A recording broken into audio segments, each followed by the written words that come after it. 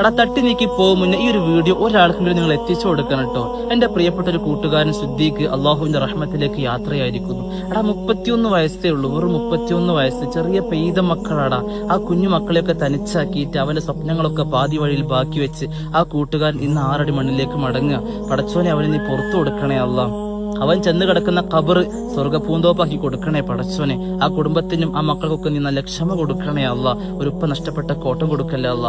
എടാ നിങ്ങളെ കൊണ്ടൊരു ഫാത്തിഹ ഓദിപ്പിക്കാനായി വീഡിയോ ചെയ്യുന്നേ. ഒരു കാര്യം മനസ്സിലാക്കണം, നിങ്ങൾക്ക് എത്തിച്ചെന്ന ഒരു ഫാത്തിഹ ഞാൻ ഓദിപ്പിക്കുമ്പോൾ എനിക്കറിയാം ഞാൻ മരിക്കുമ്പോൾ ആരെങ്കിലും ആരോടെങ്കിലും പറഞ്ഞ് എനിക്ക് വേണ്ടി ഒരു ഫാത്തിഹന്റെ ഖബറിലേക്ക് തന്നാൽ അൽഹംദുലില്ലാ അന്ന് ഞാൻ ഒറ്റക്കാവുന്ന ദിവസം എനിക്കത് നന്നായിട്ട് ഉപകാരപ്പെടും.